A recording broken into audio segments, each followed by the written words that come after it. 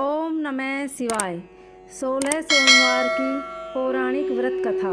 16 सोमवार का व्रत बहुत खास होता है। यह व्रत भगवान शिव को समर्पित है। इस व्रत को संकट सोमवार व्रत भी कहते हैं। संकटों से छुटकारा पाने के लिए 16 सोमवार का व्रत किया जाता है। मान्यता है कि संकल्प लेकर 16 सोमवार का व्रत करने से भोलेनाथ और माता पार्वती की विशेष कृपा प्राप्त होती है। सावन का पावन महीना आने वाला है। ऐसे में लोगों के मन में यह सवाल है कि आखिर सावन में 16 सोमवार का व्रत शुरू करें या नहीं। 16 सोमवार का व्रत सावन, वैशाख और मार्गशीर्ष के पहले सोमवार से शुरू किया जाता है। ऐसे में इस व्रत को सावन के पहले सोमवार से शुरू कर सकते हैं। इस व्रत को 16 सोमवार तक जरूर करना चाहिए। मान्यता है कि लगातार 16 सोमवार का व्रत रखने से भगवान शिव तथा माता पार्वती दोनों का आशीर्वाद प्राप्त होता है, जिसके परिणाम स्वरूप भक्तों की इच्छा पूरी होती है। तो चलिए सुनते हैं 16 सोमवार व्रत की पौराणिक कथा।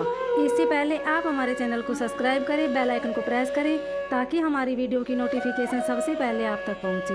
वीडियो को लाइक और शेयर जरूर करें। एक समय श्री महादेव जी माता पार्वती के साथ भ्रमण करते हुए मृत्युलोक में अमरावती नगरी में आए। वहाँ के राजा ने सुंदर शिव मंदिर बनवाया था, जो कि अत्यंत भव्य एवं रमणीक तथा मन को शांति पहुँचाने वाला था। भ्रमण करते समय शिव पार्वती भी वहाँ ठहर गए। पार्वती जी ने कहा, हे नाथ, आओ आज इसी स्थान पर चौसर पासे खेलें। खेल प्रारंभ हुआ। शिव जी कहने लगे, मैं जीतूंगा। इस प्रकार उनके आपस में वार्तालाप होने लगी। उस समय पुजारी जी पूजा करने को आए।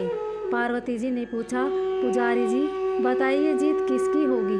पुजारी जी बोला, इस खेल में महादेव जी के समान कोई दूसरा पारंगत नहीं हो सकता, इसलिए महादेव जी यह बाजी जीतेंगे।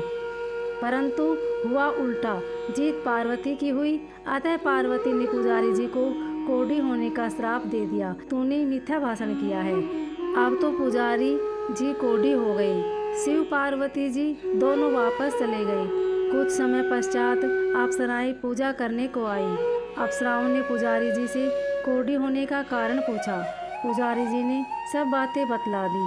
अप्सराएं कहने लगी, पुजारी जी आप 16 सोमवार का व्रत करें तो शिव जी प्रसन्न होकर आपका संकट दूर करेंगे। पुजारी जी ने अप्सराओं से व्रत की विधि पूछी। अप्सराओं ने व्रत करने को और व्रत के उद्यापन करने की संपूर्ण विधि बताई।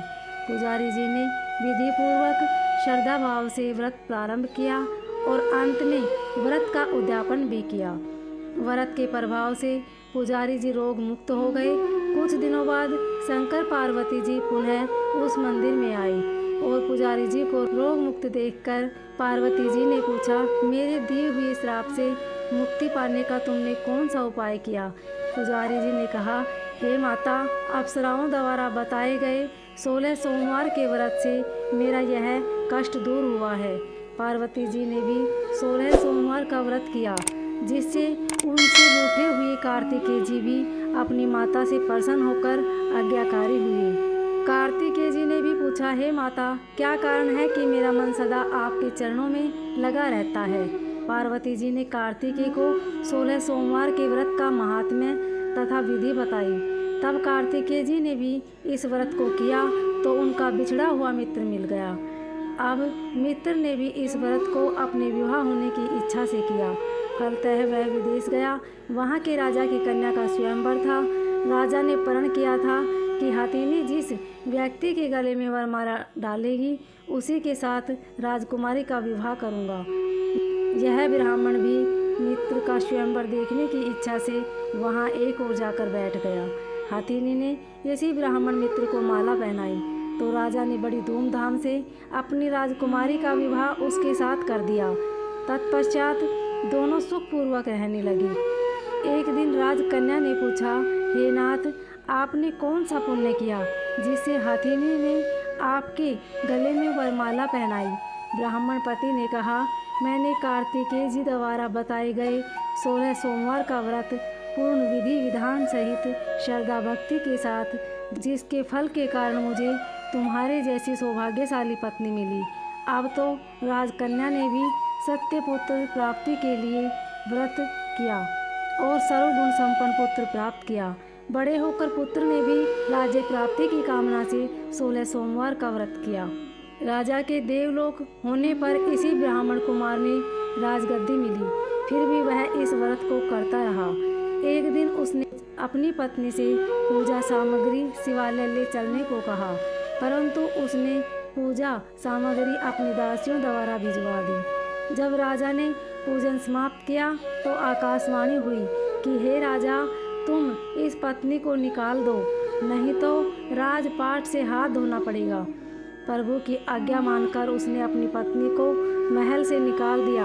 तब वह अपने भाग्य को कोसती हुई एक बुढ़िया के पास गई और अपना दुखड़ा सुनाया तथा बुढ़िया को बताया, मैं पूजन सामग्री राजा के कहे अनुसार शिवालय में नहीं ले गई और राजा ने मुझे निकाल दिया। बुढ़िया ने कहा, तुझे मेरा काम करना पड़ेगा। उसने स्वीकार कर लिया। तब बुढ़िया ने सूत की गठरी उसके सिर पर रखी और बाजार भेज दिया। रास्ते में आंधी आई तो सिर की रखी गठरी उड़ गई।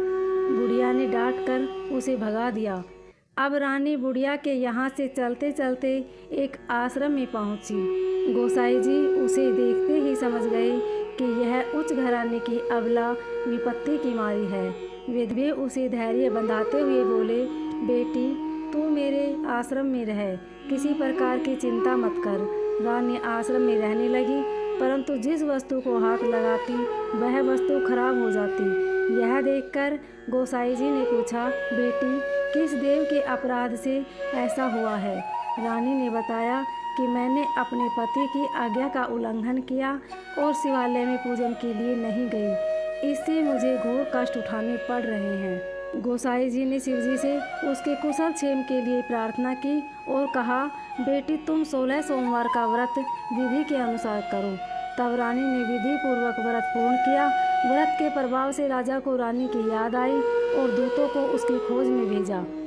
आश्रम में रानी को देख दूतों ने राजा को बताया।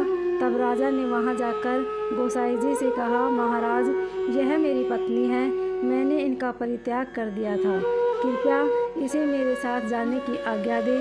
गोसाई जी ने आज्ञा दे दी। राजा रानी नगर में आए। नगर वासियों ने नगर सजाए, बाजा बजने लगे, मंगलोच्चार हुआ। भगवान शिव की कृपा से प्रतिवर्ष 16 सोमवार का व्रत करते हुए वे आनंद के साथ रहने लगे और अंत में शिवलोक को प्राप्त हुए। ओम नमः शिवाय। उम्मीद है आपको हमारी यह कथा अच्छी लगी होगी। अगर अच्छी लगे तो कमेंट में ओम नमः शिवाय अवश्य लिखिए। धन्यवाद।